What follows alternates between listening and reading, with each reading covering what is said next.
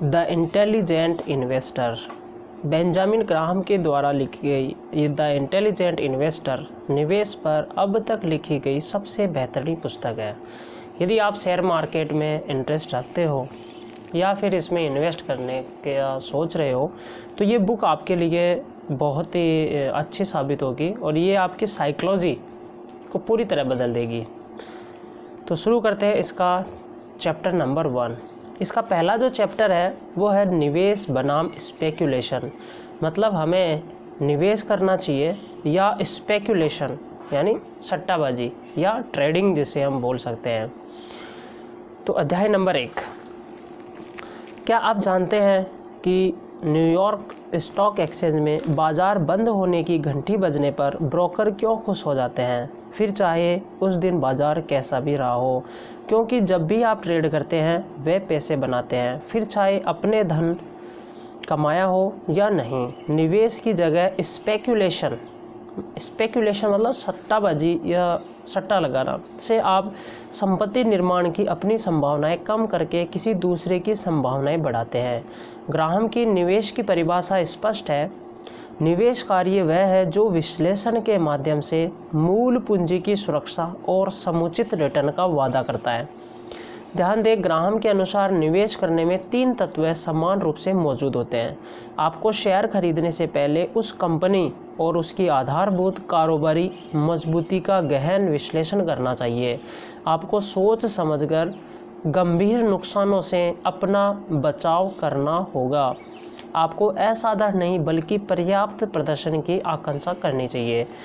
निवेशक शेयर की कीमत की गणना उसके कारोबारी मूल्य के आधार पर करता है, वही स्पेक्युलेटर दांव लगाता है कि शेयर का भाव ऊपर जाएगा, कोई दूसरा उसके लिए अधिक भुगतान को तैयार होगा।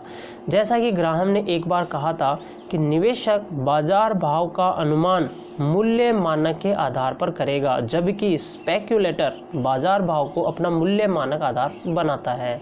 स्पेक्युलेटर के लिए शेयर के भावों का निरंतर प्रवाह ऑक्सीजन के जैसा है, इसे रोकिए और वे खत्म हो जाएंगे, जबकि निवेशक के लिए उसका महत्व अधिक नहीं है, जिसे ग्राहम कोटेशनल मूल्य कहते हैं। ग्राहम आग्रहपूर्वक आपसे केवल तभी निवेश करने को कहते हैं जब आपको आसानी हो, भले ही आपके पास उसका दैनिक भाव जानने का कोई रास्ता न हो।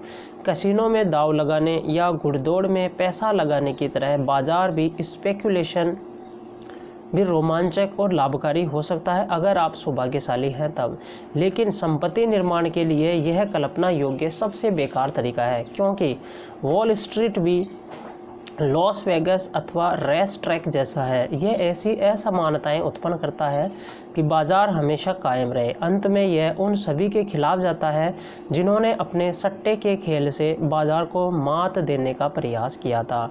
वहीं दूसरी ओर निवेश एक अलग तरह का कैसीनो वन है, जहां अंत में आपकी हार नहीं होती। जब तक आप खेल को नियमों के अनुसार खेलते रहेंगे तब तक असमानताएं भी आपके पक्ष में रहेगी। जहां निवेश करने वाले अपने लिए धन कमाते हैं, वहीं स्पेक्युलेटर करने वाले अपने दलालों के लिए पैसा बनाते हैं। यही कारण है कि वॉल स्ट्रीट हमेशा निवेश के स्थायी गुण की जगह स्पेक्युलेशन के बनावटी आकर्षण का प्रचार करते हैं। तेज गति में असुरक्षा। ग्राहम स्पेकुलेशन और निवेश में भ्रमित होने के प्रति सावधान करते हैं कि यह हमेशा से एक गलती है। 1990 के दशक में यह भ्रम बड़ी बर्बादी का कारण बना। लगता था कि लगभग हर किसी का धैर्य चूक गया था और पूरा अमेरिका स्पेकुलेशन नेशन बन गया था, जहां ट्रेडर्स भरे पड़े थे जो एक के बाद एक शेयरों को इस तरह निशाना बना रहे थे जैसे अगस्त के महीने में टिड्डे घास के मैदानों में चारों ओर मंडराने लगते हैं। लोगों को यकीन होने लगा कि किसी निवेश तकनीकी जांच का सबसे आसान तरीका यह देखना है कि क्या वह कारगर रही। अगर वे बाजार से सफल रहते, फिर भले ही उनकी तकनीक कितनी भी खतरनाक या मूर्खतापूर्ण रही हो। लोग सही होने का दावा करने लगते थे, लेकिन इंटेलिजेंट इन्वेस्टर की अस्थायी रूप से सही होने का दावा करने लगते थे। दावा करने में कोई दिलचस्पी नहीं होती थी। अपने दीर्घावधि वित्तीय लक्ष्यों को पाने के लिए आपको सतत और विश्वसनीय रूप से सही होना होगा। 1990 के दशक में जो तकनीकें चलन में थी उनमें डे ट्रेडिंग, विविधीकरण को अनदेखा करना, लोकप्रिय म्यूचुअल फंड्स को खरीदते बेचते रहना, स्टॉक चुनने की प्रणालियों का पालन करना आदि शामिल थी, जो काम करती प्रतीत होती थी, लेकिन दीर्घावधि में इनके काम करते रहने की संभावनाएं नहीं थी, क्योंकि ये ग्राहम के निवेश संबंधी 3 पैमानों पर खरे नहीं उतरती थी। अस्थायी तौर पर अधिक रिटर्न मिलने से कुछ साबित नहीं होता। इसे समझने के लिए ऐसे 2 स्थानों की कल्पना कीजिए जो एक दूसरे से 130 मील दूर हैं। अगर मैं 65 मील प्रति घंटे की गति से चलूँ तो यह दूरी 2 घंटे में पूरी कर लूँगा, लेकिन अगर मैं 130 मील प्रति घंटे से ड्राइव करूं तो वहां 1 घंटे में पहुंच जाऊंगा। अगर मैं ऐसा करूं और सलामत बच जाऊं तो क्या मैं सही था? क्या आप भी ऐसा करने का प्रयास करेंगे? क्योंकि आपने मुझे ऐसे काम करने की डींग मारते सुना है। बाजार को हराने का दिखावटी प्रचार भी ऐसा ही है। संक्षेप में कहें तो जब तक आपका भाग्य साथ देगा ये काम करेगा, समय के साथ इससे आपको नुकसान ही होगा। 1973 में जब ग्राहम ने द इंटेलिजेंट इन्वेस्टर को अंतिम बार संशोधित किया था, तब न्यूयॉर्क स्टॉक एक्सचेंज की वार्षिक टर्नओवर दर 20% थी, अर्थात एक पारंपरिक शेयर धारक अपने पास 5 साल रखने के बाद ही शेयर को बेचता था। 2002 आने तक यह टर्नओवर दर 105% तक पहुंच गई, जिसमें होल्डिंग्स अवधि केवल 12 माह रह गई। पहले 1973 में औसत म्यूचुअल फंड लगभग 3 वर्ष तक स्टॉक पर रहता था, लेकिन 2002 आते आते यह स्वामित्व अवधि सिकुड़कर केवल 10 महीने रह गई। ऐसा लगता था कि म्यूचुअल फंड मैनेजर अपने स्टॉक्स का इतना अध्ययन यह पता लगाने के लिए कर रहे थे कि उन्हें वे खरीदने ही नहीं चाहिए थे। ऐसे में वे फ़ौरन उन्हें बेच देते और फिर से एक नई शुरुआत करते। यहाँ तक कि सबसे सम्मानित मनी मैनेजमेंट फर्में भी अपा होने लगी थी। 1995 की शुरुआत में फिडेलिटी मैगलन के मैनेजर जेफरी विनिक को परिसंपत्तियों में टेक्नोलॉजी सेक्टर के 42% शेयर थे। विनिक ने कहा, उनके ज़्यादातर शेयरधारकों ने फंड में जिन लक्ष्यों के लिए निवेश किया है वे वर्षों दूर है।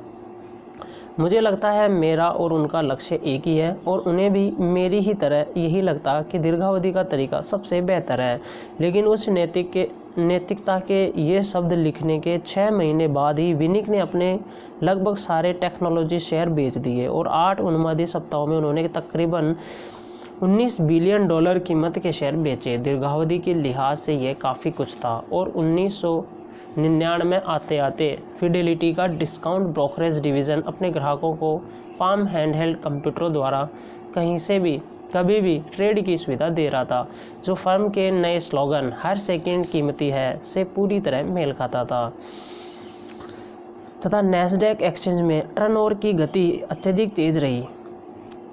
जैसा कि 1999 में प्यूमा टेक्नोलॉजी के शेयर औसतन हर 5.7 दिन में खरीदे बेचे जाते रहे। नैस्डैक के भव्य आदर्श वाक्य the stock market for the next 100 years के बावजूद उसके अनेक ग्राहकों ने शेयरों को अपने पास 100 घंटे भी नहीं रखा।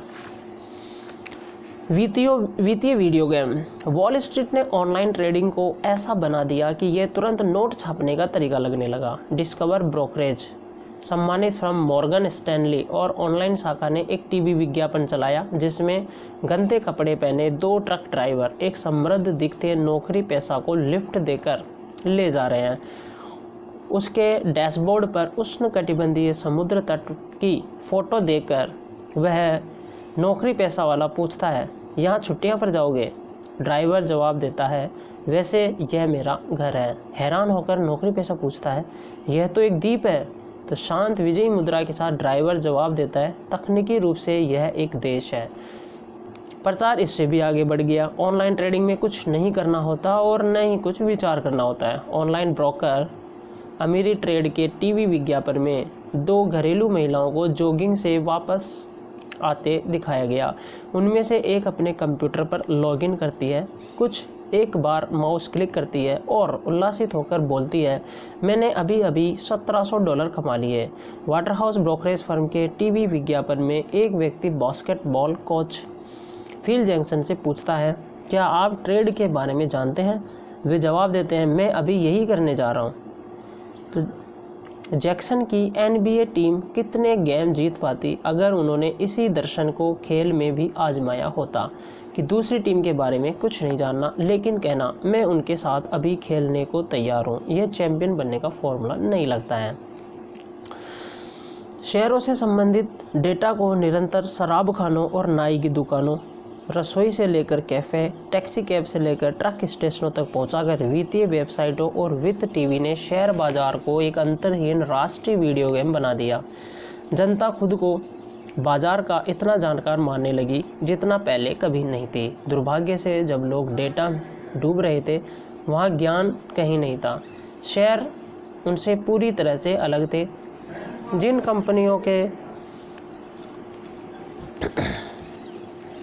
कंपनियों ने उन्हें जारी किया था, पूर्ण कपोल कल्पना सिर्फ टीवी या कंप्यूटर स्क्रीन पर ब्लिप की तरह गुजरने वाले। अगर यह ब्लिप ऊपर जाता हो तो फिर कुछ मायने नहीं रखता था। 20 दिसंबर 1999।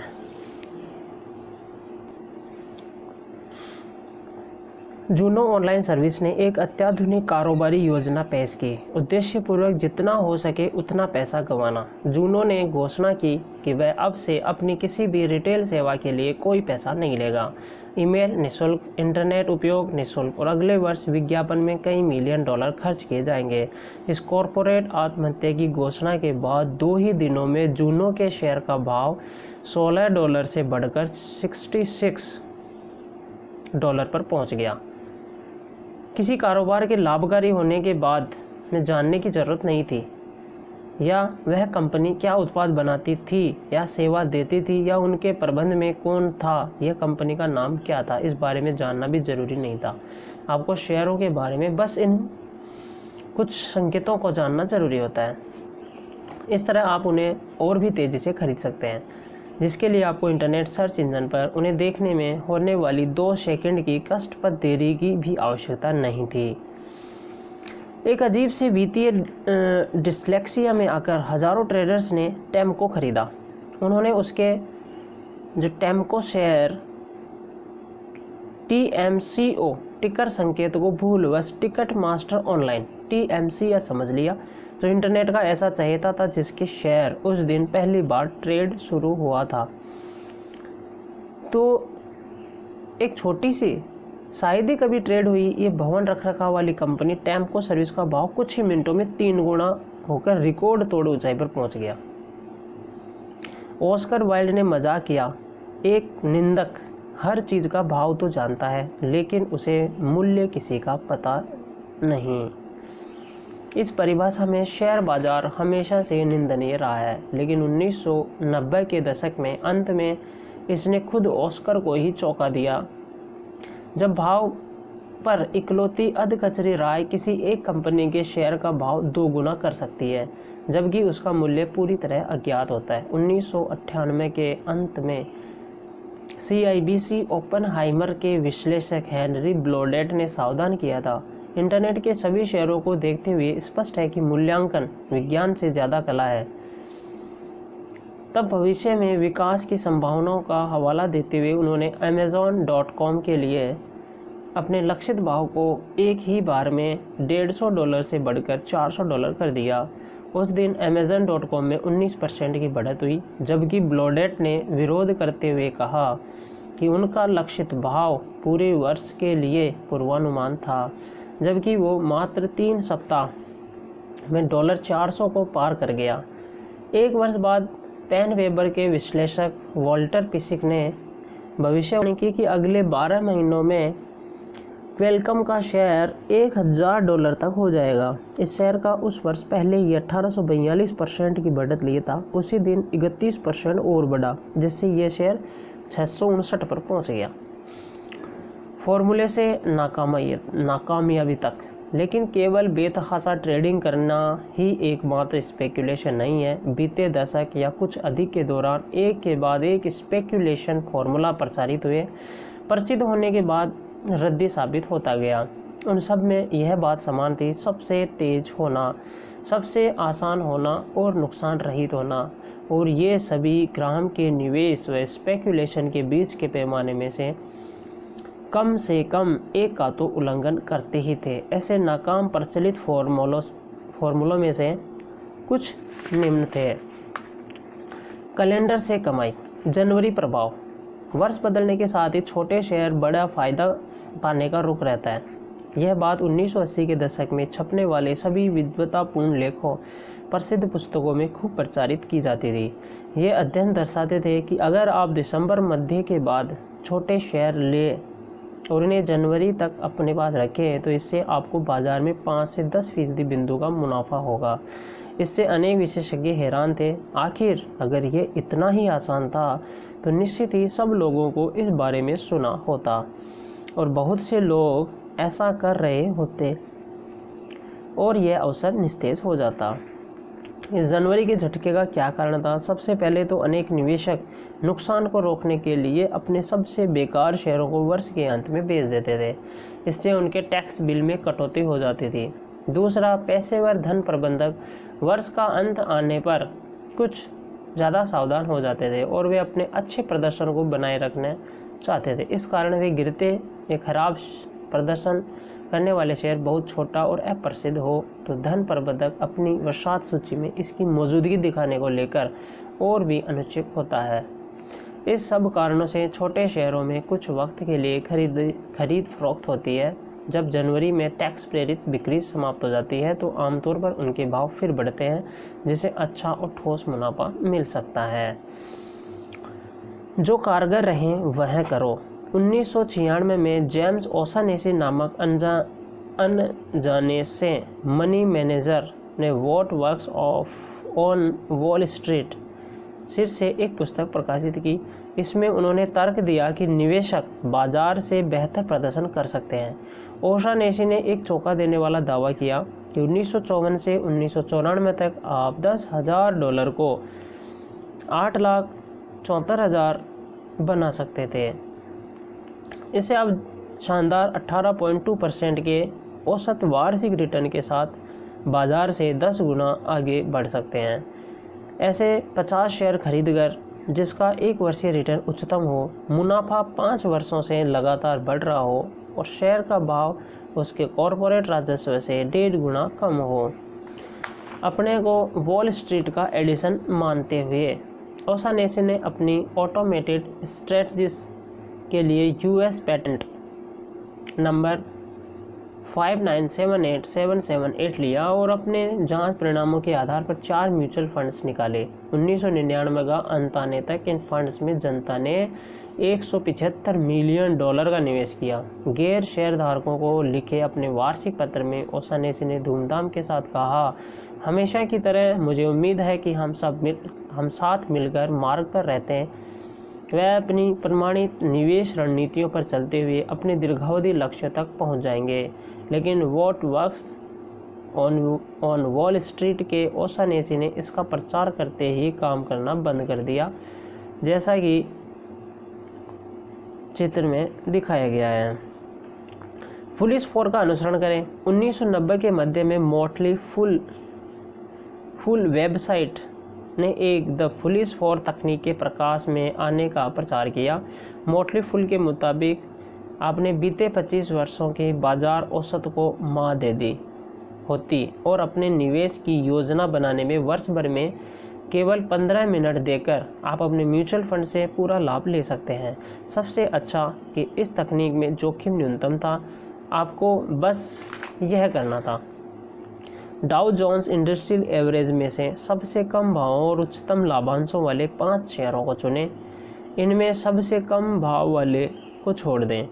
दूसरे सबसे कम भाव वाले शेयर पर अपना 40% धन लगा दें। बाकी बचे 3 शेयरों में से प्रत्येक पर 20% लगा दें।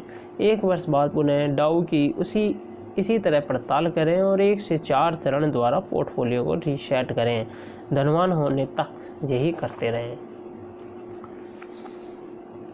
चलिए देखते हैं कि क्या रणनीति ग्राहम की निवेश की परिभाषा पर खरी उतरती है। किस तरह का संपूर्ण विश्लेषण सबसे अधिक आकर्षक भाव व लाभांश वाले शेयर को छोड़ने और उसी के जैसी वांछित खूबियों सहित कम अंक प्राप्त 4 को चुनने को न्यायोचित सिद्ध करता है। अपनी कुल पूंजी का 40% किसी एक ही शेयर में निवेश करने में जोखिम न्यूनतम कैसे हो सकता है? केवल 4 शेयरों वाले पोर्टफोलियो इतना विविध कैसे हो सकता है जिससे मूलधन को पर्याप्त सुरक्षा मिल सके। संक्षेप में कहें तो पुलिस फोर्स शेयर चुनने के अब तक गढ़े गए फॉर्मूलों में सबसे हास्यास्पद है। फूल्स ने भी वही गलती की जो ओशानेसी ने की थी। अगर आप काफ़ी सारे डेटा को लंबे समय तक देखते रहें तो इससे ही संयोगवश अनेक पैटर्न उभरते दिखाई देंगे। औसत से बेहतर शेयर रिटर्न उत्पन्न करने वाली कंपनियों में केवल भाग्य से ही कुछ चीज़ें एक जैसी हो सकती है, लेकिन अगर ये कारक शेयरों के बेहतर प्रदर्शन के कारक न रहे हों तो इन्हें भावी रिटर्न की भविष्यवाणी करने में उपयोग नहीं किया जा सकता है। यही वास्तविकता है कि बाजार को कुचलने की जगह द पुलिस फोर्स ने उन हजारों लोगों को कुचल दिया जो यह विश्वास करके मूर्ख बन गए थे कि यह निवेश करने का कोई तरीका है। केवल 2000 में ही 4 पुलिस share Caterpillar, Eastman, Kodak, SBC और जनरल मोटर्स में 14% की गिरावट आई, जबकि डाउ केवल 4.7% गिरा था। जैसा कि उदाहरण दर्शाता है कि केवल एक चीज़ है जिस पर वॉल स्ट्रीट में मंदी के बाजार का भी असर नहीं होता और वो है बासी विचार। ये कभी कथित निवेश नज़रिए ग्राहम के नियम के शिकार बने। उच्च अर्जन वाले शेयर प्रदर्शन के सभी यांत्रिक फॉर्मूले एक किस्म की आत्मघाती प्रक्रिया है जो घटते प्रतिफल का नियम जैसा है। रिटर्न के कम होने के 2 कारण होते हैं। अगर फॉर्मूला केवल बेतरतीब रणनीतिक तुक्कों पर आधारित होता है तो गुजरता समय जता देगा कि वे शुरू से ही निरर्थक थे। वहीं दूसरी ओर अगर ये फॉर्मूला अतीत में कामयाब रहा तो इसका प्रचार करके बाजार के पंडित हमेशा इसकी भविष्य में ऐसा करने की क्षमता को थोतरा और अक्सर समाप्त कर देते हैं। यही सब चीज़ें ग्राहम को उस चेतावनी को पुनः पुष्ट करती है कि आपको स्पेक्यूलेशन से वैसा व्यवहार करना चाहिए जैसा कि पुरानी जुआरी अपनी कैसीनो की यात्रा को समझता है। स्पेक्यूलेशन करते वक्त आपको इस भ्रम में नहीं रहना चाहिए कि आप निवेश कर रहे हैं। स्पेक्यूलेशन उस व्यक्ति भीषण रूप से खतरनाक हो सकता है जिस क्षण आप इसे गंभीरता से लेने लगते हैं। आपको जिस राशि पर दांव खेलना है उस पर पूरी शक्ति से लगाम लगाएं। जैसा कि समझदार जुआरी $100 कैसीनो ले जाता है और बाकी धन अपने होटल के कमरे में सुरक्षित बंद रखता है, वैसे ही इंटेलिजेंट इन्वेस्टर अपने कुल पोर्टफोलियो का एक छोटा सा हिस्सा मैड मनी खाते में रखता है। हम में से अधिकांश लोगों के लिए अपनी कुल संपत्ति का 10% हिस्सा स्पेक्यूलेशन के जोखिम में लगाने योग्य अधिकतम मुनासिब राशि है। कभी भी अपने निवेश खाते की रकम को स्पेक्यूलेटिव खाते के धन के साथ न जोड़ें। कभी भी अपनी स्पेक्यूलेटिव सोच को अपने निवेश गतिविधियों तक नहीं पहुंचने दें। कभी भी अपनी अस्थियों में से 10% से ज़्यादा को अपने मैड मनी अकाउंट में न रखें, चाहे कुछ भी हो जाए। अच्छी हो या बुरी, जुए की प्रवृत्ति मानव स्वभाव का हिस्सा हो तो अधिकांश लोग इसके सामने लाचार हो जाते हैं, लेकिन आपको इससे दूर और बचकर रहना है। इससे अच्छा तरीका यह है कि आप यह सुनिश्चित करें कि निवेश को स्पेक्यूलेशन के साथ भ्रमित करके अपने को मूर्ख नहीं बनने देंगे। तो ये चैप्टर 1 यहाँ कंप्लीट होता है। धन्यवाद।